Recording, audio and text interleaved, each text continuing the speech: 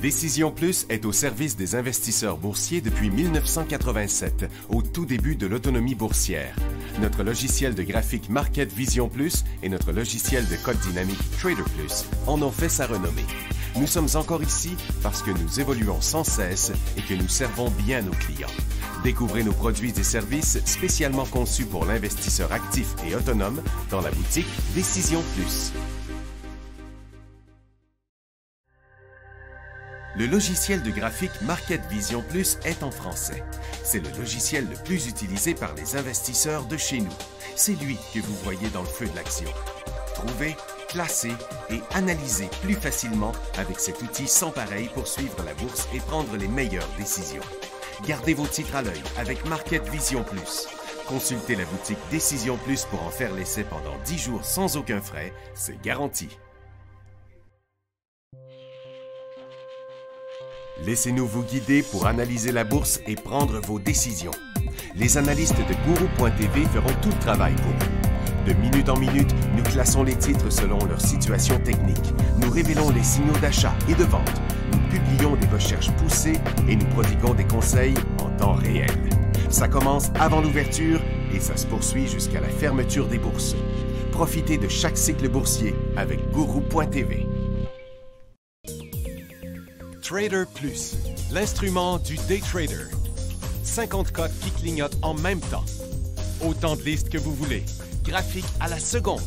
De 3 à 30 graphiques. Des alarmes à volonté. Des listes de cotes préparées. Des modèles graphiques préparés. Prêts à faire feu. Achetez, vendez avec Trader Plus.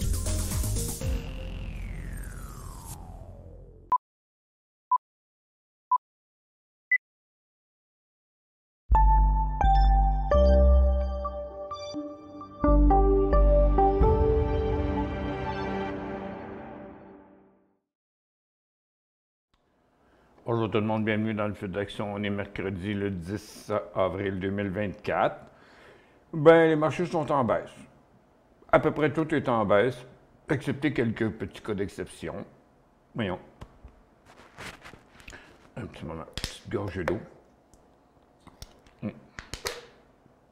Bon. On vient d'avoir un petit rebond, là. On était en baisse d'à peu près 1,25% là, au plus bas partout sur les marchés là, ce matin. Même le TSX qui a rebondi un peu, il en a regagné la moitié. Pourquoi? OK, c'est parce que ce matin, l'argent était quand même en bonne baisse, l'or était quand même en bonne baisse, les orifères aussi. Puis même l'uranium était en baisse, mais là, puis les mines aussi, mais ils ont tous rebondi. Ils sont à peu près à zéro présentement, mais c'est ce qui fait que le TSX descend moins que les autres. Parce que, à part Meta, qui avait beaucoup planté ce matin, qui est remonté, je suis en train de le regarder sur 5 ans. Écoute, il a monté de 400% depuis la fin de 2023, Meta. J'ai de la misère à comprendre pourquoi, mais faut lui donner ça. Je sais pas. Là, la plupart des autres, ils ont de la misère. Pourquoi Meta, il n'y en a pas de misère? Je ne sais pas. Mais là, pour l'instant, en tout cas, dans les ressources, le gaz est en train de redescendre, le pétrole est en train de redescendre après le rebond qu'il y a eu vers 11 heures. Les pétrolières aussi, bien, eux autres, ils tirent toujours de la patte parce qu'ils sont plus fortes que la ressource elle-même. L'argent est en zéro, l'or est à zéro, les orifères sont à peu près à zéro, les mines sont rendues à zéro, mais moi je pense qu'il y a encore de la correction dans l'air pour l'après-midi, là. Ouais. C'est les données de l'inflation qui sont sorties à 3,5% pour l'année, puis en hausse par rapport au mois dernier, en mars. Mais j'ai pas la donnée, j'ai pas vu la donnée. Fait que tous les marchés étaient en baisse ce matin. Il y a un petit peu de volatilité là-dedans. Là, c'est à peu près tout. C'était pas bien fort dans les day trades ce matin.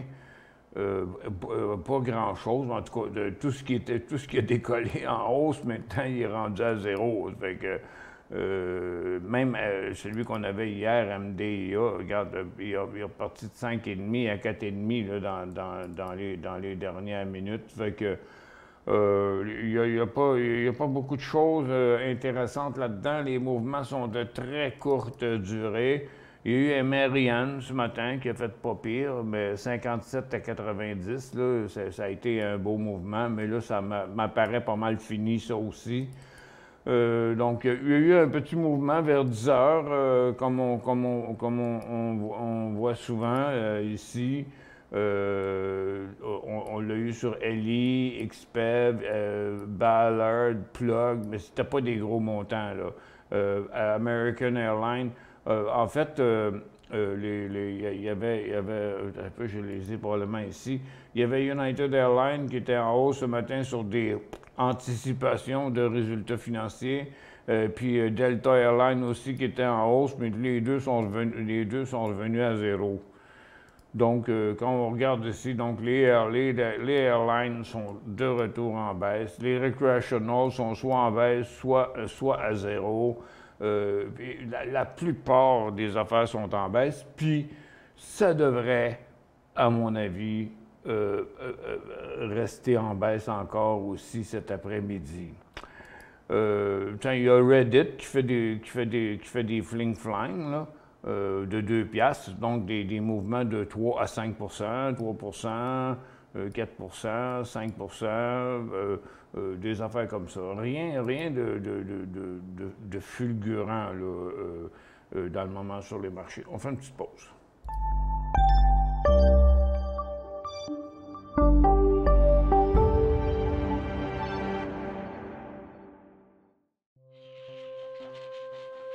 Laissez-nous vous guider pour analyser la bourse et prendre vos décisions. Les analystes de Guru.tv feront tout le travail pour vous. De minute en minute, nous classons les titres selon leur situation technique. Nous révélons les signaux d'achat et de vente. Nous publions des recherches poussées et nous prodiguons des conseils en temps réel. Ça commence avant l'ouverture et ça se poursuit jusqu'à la fermeture des bourses. Profitez de chaque cycle boursier avec Guru.tv.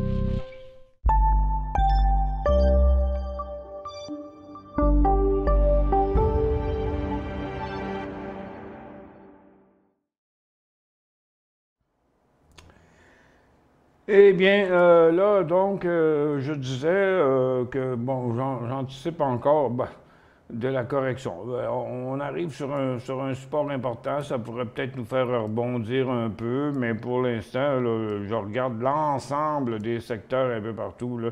Il n'y a rien vraiment de positif, là. Le pétrole était trop loin dans son cycle, j'anticipe que de la correction. La même chose dans l'or, la même chose. L'uranium, moins sûr, mais les blockchains, puis même les semi-conducteurs, c'est fou, le rendu au prix que c'est là.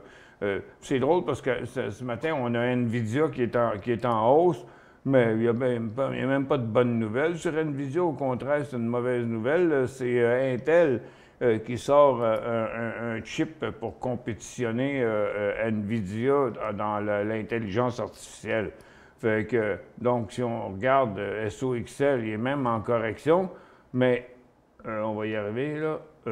Micron en correction, puis là, on voit Nvidia qui avait décroché en dessous de son support, qui est en train de rebondir. Bon, pourquoi? C'est dû à sa popularité, sûrement, parce que les autres font rien pantoute. On va se rendre sur Intel, là. Où est-ce qu'il est? IMTC. Il est là. Donc, tu vois, Intel qui sort son nouveau chip, il était déjà en baisse, il est rendu dans le bas de son couloir, puis il continue à mettre de la pression à la baisse. Fait que, donc, si on regarde là, les semi-conducteurs, là, regarde, ils sont en train de choquer un peu, là.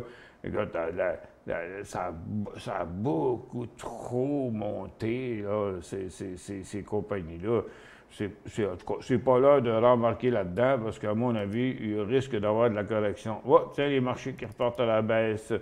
Nasdaq qui s'en retourne vers son support. le DAR aussi, le SPY aussi, puis le TSX aussi. Il y a un peu plus de chemin à faire, le TSX, là, ben, comme ça. Puis les ressources, c'est assez tranquille.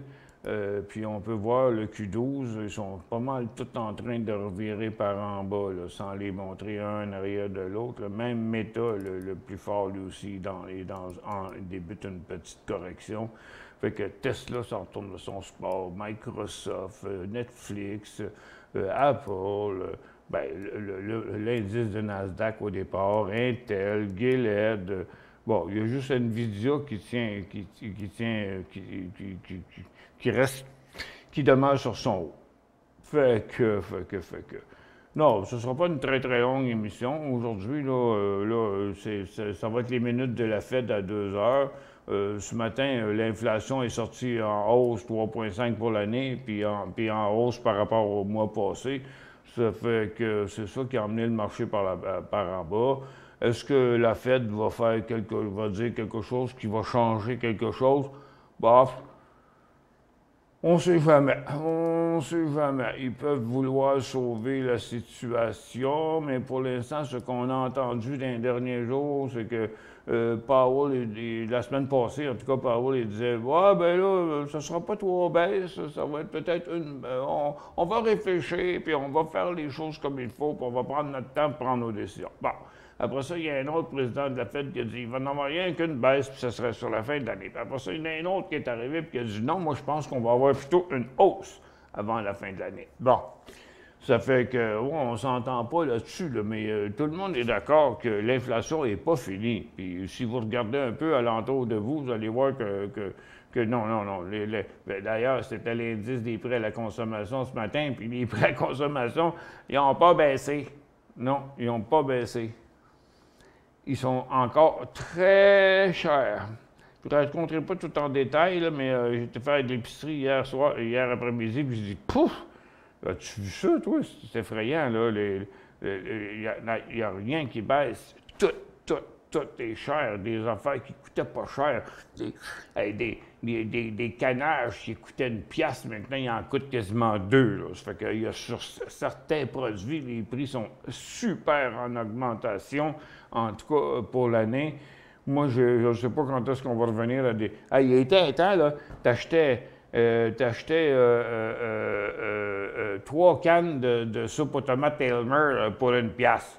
Mais là, c'est rendu 1,75$ la canne. Fait que le différentiel, il est énorme, là. Il est énorme. Hier, 6 petites rondelles de sushi pour 17$. Aïe, aïe, aïe, aïe. Écoute, ça commence à faire cher, là. 3$ la petite rondelle de maquis. Non, le monde est rendu fou. Puis à mon avis, ils ont dit que c'était les fournisseurs qui chargeaient bien cher, mais à mon avis, les épiceries s'en mettent plein les poches aussi, là. Mais ça fait quand même un bout. C'est pour ça que le secteur, il ne monte plus, là, parce qu'on a atteint des tops, là. Regarde, on va regarder la consommation de base, OK? Bon, le top, il était là. Mais les prix n'ont pas baissé, mais la tendance a changé, par exemple, du côté de la consommation de base. Même Couche-Tard, qui est le fleuron de la province de Québec, qui lui aussi, il s'en tourne vers son support. Puis Northwest s'en va là, puis l'Aube là s'en va là. C'est plafonné au bout là-dedans. La consommation discrétionnaire aussi, ça ne monte pas, ça va vers les supports. Les mines, là, regarde, c'est cinglé pas mal, là. Je ne veux pas vous traiter de cinglé, là, mais c'est fou d'acheter à ce prix-là, OK, dans les mines. Dans l'argent, c'est fou d'acheter à ce prix-là, sur le haut d'un cycle. C'est ça, les affaires qui ont monté depuis 2 semaines. L'or aussi, ça, c'est le dollar américain. Fait que, regarde, le dollar américain, il fait un spike à la hausse aujourd'hui. L'or descend à peine, mais ça ne fait rien. Elle est rendue quand même à son top, l'or aussi. Les matériaux sont rendus, mais c'est à cause de l'or. Puis l'uranium avait atteint son top. Il est en correction. Puis l'énergie USO, il avait atteint sa résistance. Il est en correction. On le voit bien, là, sa tendance et sa résistance dans le graphique hebdomadaire. Puis là, il est en correction. Mais, regarde, les pétrolières sont encore en hausse aujourd'hui. Non, mais c'est malade mental, là, cette affaire-là. Donc, ça veut dire qu'ils se font de l'argent sur notre dos, eux autres, là, c'est tout. On fait une autre pause.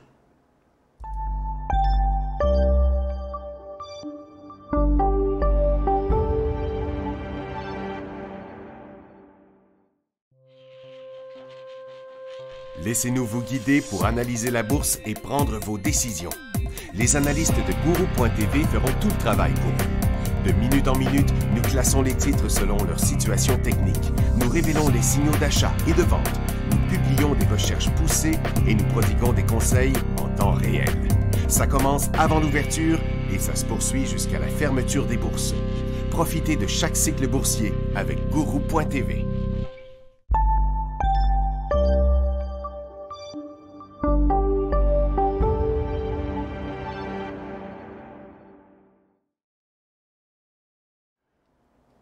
Bon retour. J'ai Alain qui dit « Toute la chaîne alimentaire s'en met plein les poches. » Je suis d'accord avec toi. Les agriculteurs sont les gros perdants, je crois. Ben, je crois aussi parce que les agriculteurs subissent la hausse des prix de tout. Mais je ne suis pas sûr qu'eux ont vraiment une hausse des revenus, qui sont vraiment payés plus cher. C'est tous les autres après eux autres qui profitent de l'affaire. Fait qu'à mon avis, les fournisseurs, les épiceries, tout le monde, c'est des grands menteurs qui s'en mettent plein les poches ou qui s'en sont mis plein les poches. Mais tout le marché, non. Regarde, la hausse des ressources, elle est incompréhensible. OK? Bon, OK, là, ça monte. Il y avait une nouvelle ce matin qui disait que Costco vend pour 200 millions par mois de gold bar, des barres d'or, des onces d'or, okay, physiques. Là. Je pense qu'on ne peut pas acheter ça en magasin là, parce que ça prendrait, il faudrait que la brinque soit à la porte. Je pense que c'est juste par Internet. Puis encore là, je me demande comment ils font pour te la livrer. Parce que déplacer de l'or, c'est toujours risqué, là, même si c'est des trucks, là, parce que puis depuis quand que la folie ça s'est toujours vendu de l'or physique, là. Mais là, pour l'instant, c'est bizarre pas mal, là. OK? Comment ça se fait que la communauté s'en vont vers l'or physique? Une chance qu'on ne peut pas stocker le pétrole, là. Tout le monde aurait un réservoir d'essence à côté de chez eux. Mais de l'or, c'est plus facile à stocker. Tu peux mettre ça dans ton matelas, caché dans ta chasse d'eau de la bolle de toilette, tu pourrais les mettre n'importe où. Mais tu peux pas faire ça avec des dollars. Puis c'est vraiment compliqué cette histoire-là. Mais on se pose la question, comment ça se fait que c'est le prix de la ressource qui monte? Puis dans le cas du pétrole, c'est les pétrolières qui montent. Ben oui, ils s'en mettent plein les poches, eux autres. Le pétrole, il n'est pas si cher que ça, là. Regarde, ça, c'est USO, OK? Bon, ben regarde, ça, c'est USO, OK, sur 5 ans, ben regarde, le haut, il était là. Mais quand même, l'essence est à 1,70 $, là.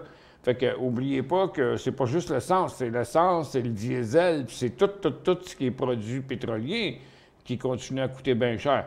Donc, eux autres, ils s'en mettent plein les poches. Plein les poches. Il y a beaucoup de réductions. Là aussi, en passant à Imperial, ils ont changé de gestionnaire qui était Morneau Shepell, puis ils ont passé pour un autre gestionnaire qui s'appelle Lyft. Belle cochonnerie, cette affaire-là.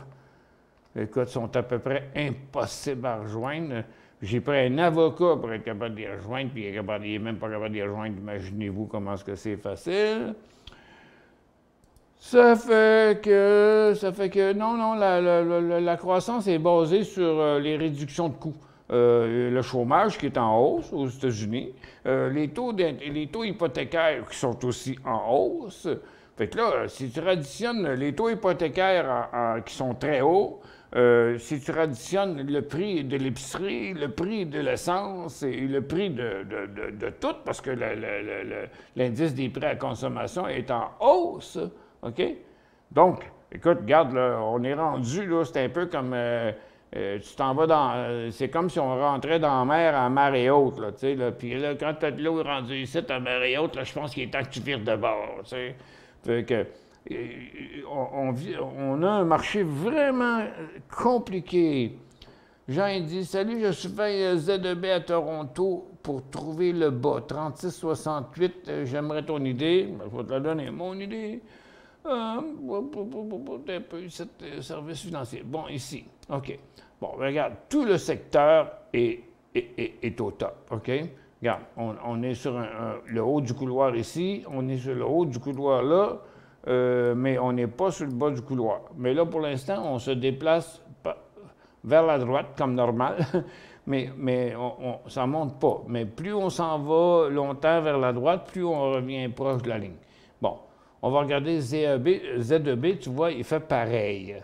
Fait que c'est où le bas? Bien, on ne sait pas encore, parce que je ne suis pas sûr qu'il est là, OK? Vraiment pas sûr qu'il est là. Aujourd'hui, c'est en baisse, là. La petite correction qu'on voit ici, c'est celle qu'on voit là. Je vais le mettre en 30 minutes, je vais enlever le hors-séance, on va voir tout le mouvement. OK? Donc, ZEB est là. Ça fait que même si tu l'achetais là sur le support, tu aurais une pièce de potentiel, une pièce et demie à peu près, là, de potentiel sur 35 piastres. Fait que, donc, c'est 3, 4, 5 peut-être, là. Moi, je pense qu'il faut rester prudent. Parce qu'on pourrait se rendre à l'autre support. OK? Donc, j'anticipe la possibilité de se rendre jusqu'au support de 35,5 à peu près. Hein? C'est ça, 35,75. C'est pas énorme, là. C'est pas très, très, très volatile, ZEB.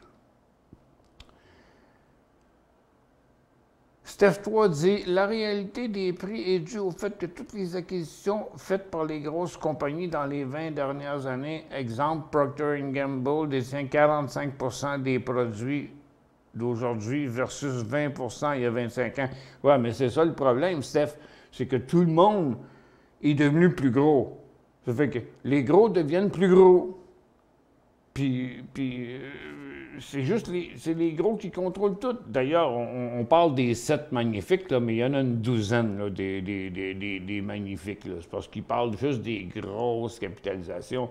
Bien, je me souviens plus des chiffres. Là. Je pense que les 7 magnifiques possèdent 35 ou 40 de toute la capitalisation de la bourse. On n'y est plus. Donc, autrement dit, c'est comme s'il y avait des bourses différentes. Tu as les gros stocks. Puis après ça, tu as les ressources. Après ça, tu as les secteurs spécialisés. Fait que, puis, tu sais, il y a différentes affaires. Les secteurs spécialisés sont encore dans dèche. Les ressources sont rendues sur le top, pareil comme les grosses high-tech. Bon, mais là, OK, quand est-ce qu'on va faire... Le marché peut pas... le marché, c'est pas la navette spatiale, là. Je veux dire, il y a une limite à faire ça. Fait que pour l'instant, il faut prendre notre mal en patience. Moi, j'ai bien de la misère à voir comment... salut Michel, si les pétrolières s'en mettent plein, pourquoi pas acheter des pétrolières car les produits seront vertigineux? Non, Claude. Ça, c'est un syndrome, ça, OK? Dans le haut des marchés, là, c'est là qu'il y a le plus de comptes qui se trouvent, c'est là qu'il y a le plus de monde qui veut l'acheter parce que ça fait longtemps que ça monte. Mais non, regarde, il ne faut pas venir fou avec ça, là. Regarde, les marchés, premièrement, aujourd'hui, sont en correction, mais pas les pétrolières. Les pétrolières sont encore même en hausse. Mais regarde, c'est beaucoup trop, là. OK? C'est beaucoup trop. Ça ne pourra pas se maintenir là. Regarde, tout indique qu'on est sur le haut du couloir, partout sur les pétrolières. Donc, non. C'est plate de shorter le secteur le plus fort, un des secteurs les plus forts, mais de là à en acheter, ça fait plus que 10 jours qu'il monte. Regarde, 1, 2, 3, 4, 5, 6, 7, 8, 9. C'est la 10e journée de hausse consécutive, presque, excepté une qui était quelques cents d'en bas, là. Mais c'est 10 jours de hausse consécutive. Là. Regarde, des cycles aussi qui durent plus que 10 jours sans avoir de correction. C'est rare en tabarnouche, ça, là. Non, non, non, non, c'est off-timing. Le début des cycles, c'est là, ou bien c'est là, mais pas là. C'est sûrement pas là, pas après 10 jours de hausse. Non, non, c'est débile. Regarde, le volume n'est pas fort non plus aujourd'hui. Mais c'est ça. Ils n'ont pas commencé quand même à vendre. Attends un peu, on va regarder. Là. Regarde, Cameco est sur le top. SU, c'est pareil comme l'indice. Regarde, c'est SU, c'est CNQ, c'est Imperial Oil, c'est Cenovus. Qui c'est qu'il y a d'autre? Bon, il y a Advantage qui drive depuis 3 jours. Peyto, il s'est calmé, là. CES Énergie aussi, mais tout a monté. Fait qu'il y a juste les grosses pétrolières là, qui continuent à la hausse. Mais moi, je trouve ça extrêmement risqué d'acheter à ce prix-là. Mais non, c'est comme écrit, mais c'est écrit dans le ciel que ça va se corriger. On fait une autre pause.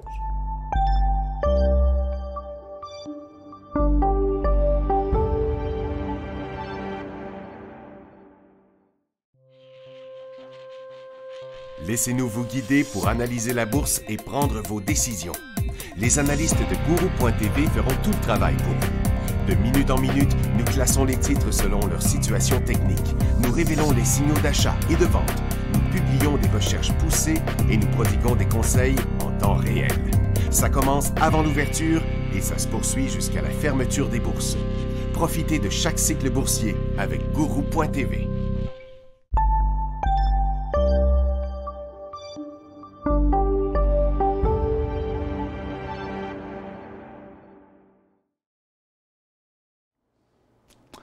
En tout cas, on ne dirait pas que le marché anticipe des bonnes nouvelles, là, parce que, regardez, les autos électriques, le secteur est en baisse, les composantes électriques, le secteur est en baisse, les airlines, il y en avait 2 et 3 qui décollaient ce matin, ils se sont tous dégonflés. Qui c'est qu'il y avait là-dedans? Ben, c'est pas Air Canada, en tout cas. C'était un peu, c'est qui? Ben, ils sont tous un peu en correction, là. Bon, c'est American Airlines, regarde, qui perce son support, il était en hausse ce matin. Il y avait United Airlines qui faisait de l'anticipation sur ses futurs profits qui étaient en hausse, c'est tout dégonflé. Delta Airlines aussi était en hausse, c'est tout dégonflé. Non, non, il y a des secteurs haussiers, il n'y en a pas, ben, qui débutent des secteurs haussiers, il n'y en a pas. Ceux qui sont en hausse, ils vont se corriger. Donc, l'or, l'argent, l'uranium, les mines, tout ça, là, regarde, la perspective de la prochaine semaine ou 2, là, à mon avis, c'est à la baisse. Puis tous les secteurs qui avaient fait un petit bout, là, mais qui essayaient d'aller plus loin, comme les airlines, les recreational, puis tout ça, ça aussi, ça va être à la baisse pendant la prochaine semaine.